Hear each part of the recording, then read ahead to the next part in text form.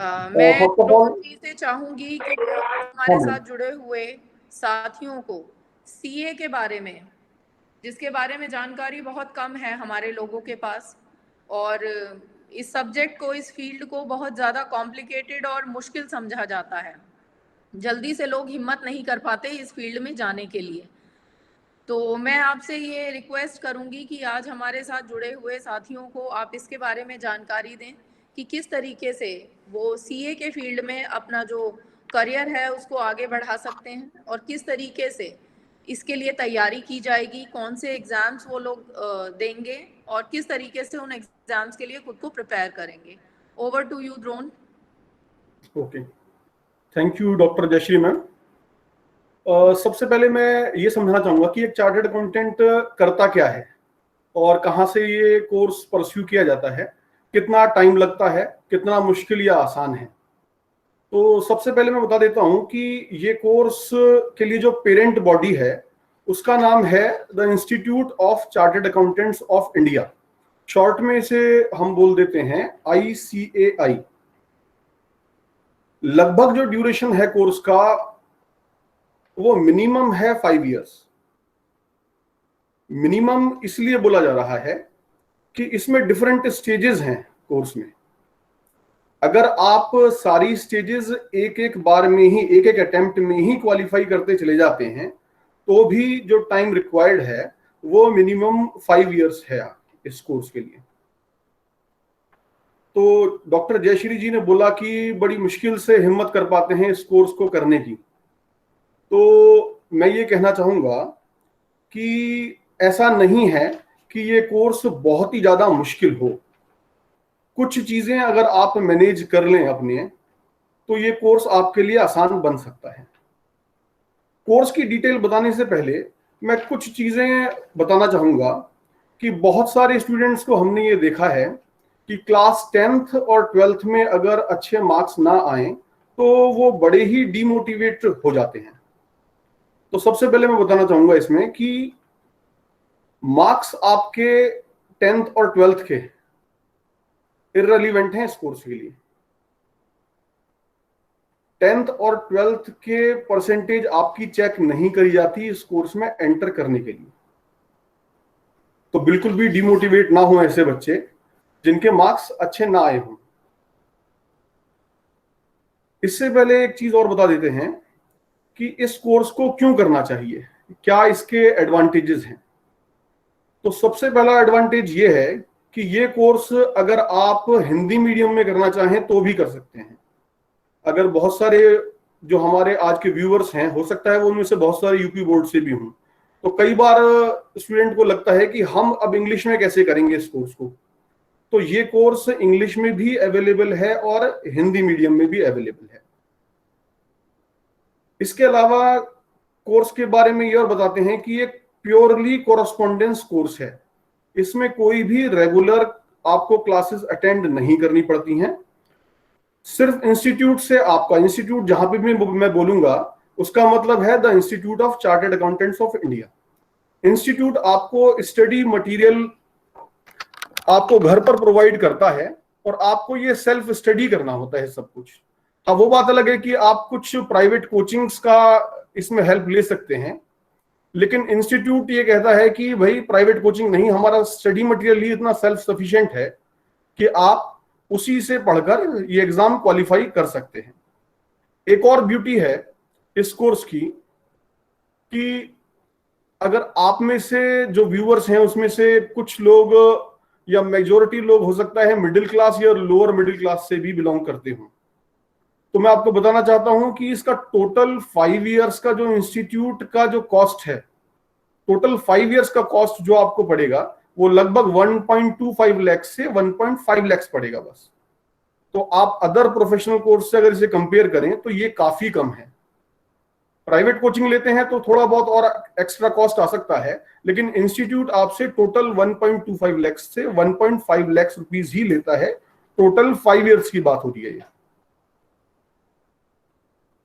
इसके पहले जैसे जयश्री मैडम ने बोला कि इसको करने की हिम्मत नहीं करता है, वो क्यों नहीं करता है उसका मैं आपको बता देता हूं रीजन, कि इसका जो पासिंग परसेंटेज है वो काफी कम होता है। अच्छा, पासिंग परसेंटेज कम है तो इससे डरने की जरूरत नहीं है। देखिए, अगर पासिंग परसेंटेज इसका सीबीएसई की तरह होने लगे अगर, तो शायद आज हम लोग यहाँ बैठ के इस कोर्स के बारे में जानना ना चाहते।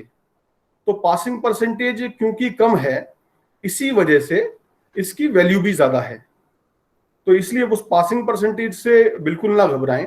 अगर आप कांस्टेंट स्टडी करेंगे तो मैं आपको एश्योर करना चाहता हूं कि ऐसा नहीं हो सकता कि आप फेल हो जाएं। इसमें कांस्टेंट स्टडी करना है। इसमें सबसे ज्यादा जो प्रॉब्लम आती है स्टूडेंट्स के साथ, वो स्टूडेंट्स के साथ ये प्रॉब्लम है कि 5 इयर्स का ये कॉरेस्पॉन्डेंस कोर्स है। तो कॉरेस्पॉन्डेंस कोर्स है जिसकी वजह से रेगुलर क्लासेस नहीं है, तो स्टूडेंट बड़ा रिलैक्स्ड रहता है और वो ऐसी उम्मीद करता है कि बिल्कुल जब एग्जाम सर पे आ जाए तो लास्ट के 2-3 महीने में पढ़ें और हम क्वालिफाई हो जाएं। तो ऐसा तो हो नहीं सकता, क्योंकि सिलेबस थोड़ा सा वास्ट होता है। अगर आप कॉन्स्टेंटली पढ़ें, मतलब डेली 8 से 10 घंटे भी पढ़ें। बहुत लोग ऐसा कहते हैं कि जो 16 से 18 घंटे पढ़ना पड़ता है चार्टर्ड अकाउंटेंसी कोर्स करने के लिए, तो मुझे तो नहीं लगता कि 16 से 18 घंटे पढ़ने की जरूरत होती है। हाँ, कॉन्स्टेंटली आप पढ़ें अगर 8 से 10 घंटे भी एक दिन में, तो आप आराम से क्वालिफाई कर जाएंगे। अगर आपने भी दूसरे स्टूडेंट्स की तरह बिल्कुल लास्ट में ही बुक्स उठाई 3 महीने पहले, तो फिर शायद 16 से 18 घंटे पढ़ने पे भी आपका काम ना बने।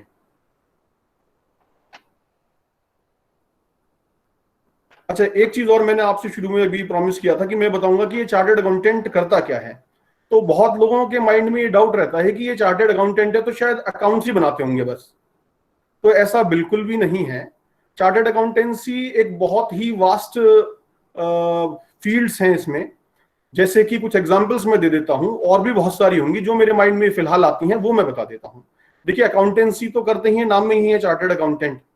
इसके अलावा ऑडिटिंग, जितनी भी कंपनीज होती हैं उसकी जो ऑडिट करने का राइट है वो इंडिया में सिर्फ चार्टर्ड अकाउंटेंट्स के पास है। जो बैलेंस शीट और प्रॉफिट एंड लॉस अकाउंट बनते हैं उसको जो ऑडिट करता है, सर्टिफाई जो करता है, वो चार्टर्ड अकाउंटेंट ही करता है। तो एक हो गया अकाउंटेंसी, दूसरा हो गया ऑडिटिंग, दूसरा टैक्स कंसल्टेंसी। जितने भी टैक्सेस इंपोज होते हैं इंडिया में, जिनमें सबसे मेजर है इनकम टैक्स और जीएसटी, इसकी टैक्स कंसल्टेंसी और टैक्सेस की जो कंप्लाइंस है वो मेजॉरिटी चार्टर्ड अकाउंटेंट्स देखते हैं, कुछ एडवोकेट्स भी देखते हैं, इसलिए मैं मेजॉरिटी वर्ड यूज कर रहा हूं। इसके अलावा बहुत सारे इंटरनेशनल एवेन्यूज भी हैं चार्टर्ड अकाउंटेंट्स के लिए, जैसे कि इंटरनेशनल ट्रांजैक्शन। जब से ग्लोबलाइजेशन हुआ है, जब से, तो इंटरनेशनल ट्रांजैक्शंस की रेलेवेंस बहुत बढ़ गई है। तो इंटरनेशनल ट्रांजैक्शंस की टैक्सेशन कैसे होती है, ये भी एक बहुत उभरता हुआ फील्ड है जिसमें आप जा सकते हैं। सिमिलर इससे एलाइड एक फील्ड है ट्रांसफर प्राइसिंग की। तो वो ट्रांसफर प्राइसिंग में कुछ हद तक इंटरनेशनल ट्रांजैक्शन से रिलेटेड है, एक उसमें भी जा सकते हैं। मर्जर्स एंड एक्विजिशंस, कंपनीज का जो मर्जर होता है, दो कंपनी जुड़ के एक बन जाती हैं, मर्जर एंड एक्विजिशन एक फील्ड है। तो इसमें एन नंबर ऑफ फील्ड्स हैं जिस पर एक चार्टर्ड अकाउंटेंट काम करता है।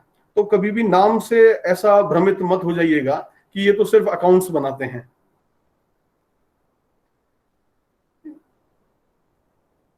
अब बात कर लेते हैं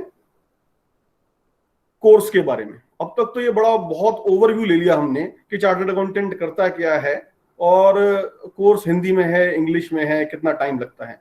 अब कोर्स का स्ट्रक्चर थोड़ा सा समझ लेते हैं कि कोर्स कैसे काम करता है। देखिए, इसमें दो ऑप्शंस आपके पास अवेलेबल हैं। पहला ऑप्शन, क्लास 12th क्वालिफाई करते ही आप सीए कोर्स को ज्वाइन कर लें। मैं भी यही सजेस्ट करता हूं कि क्लास 12th करते ही आप सीए कोर्स ज्वाइन करें।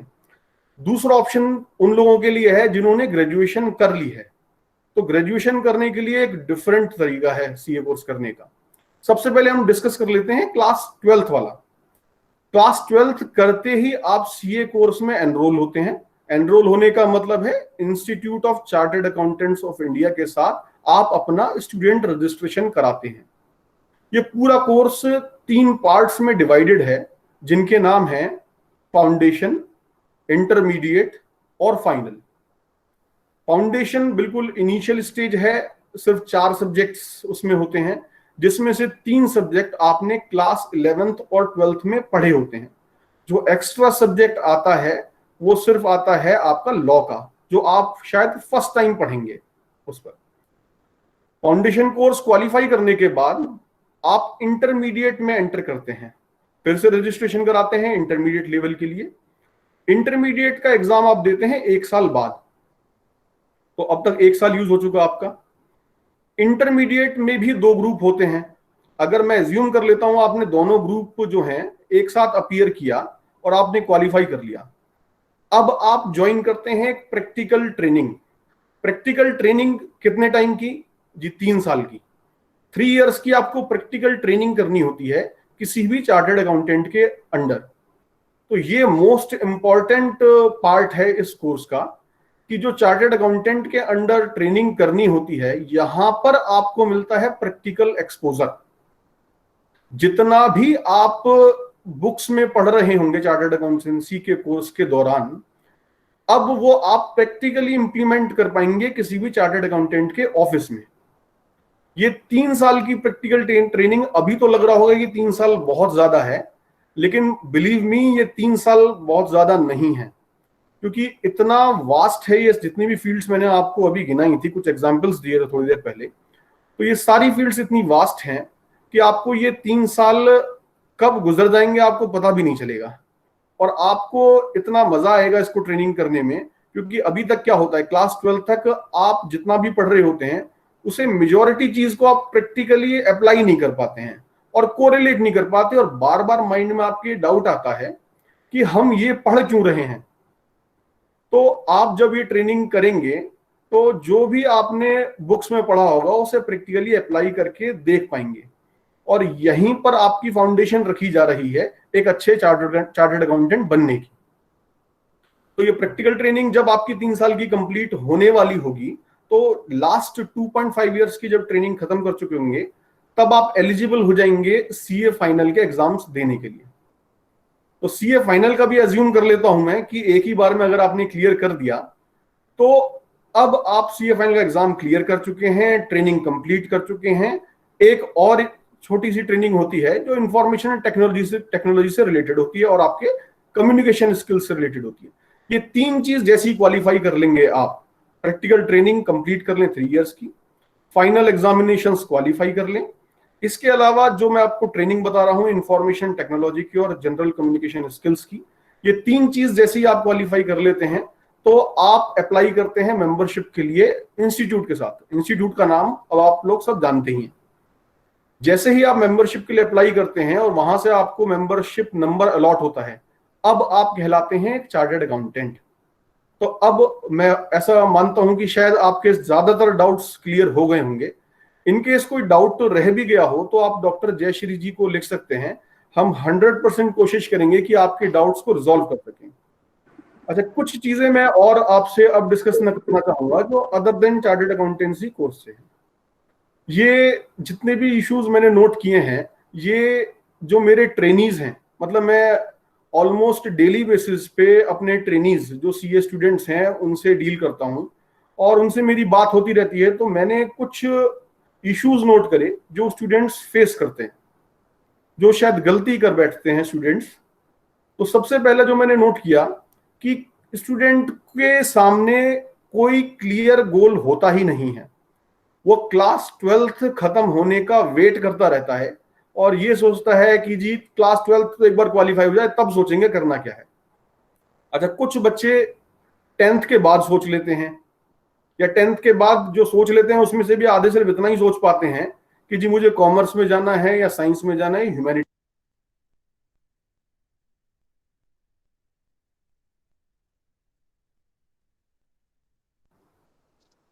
नीतू ने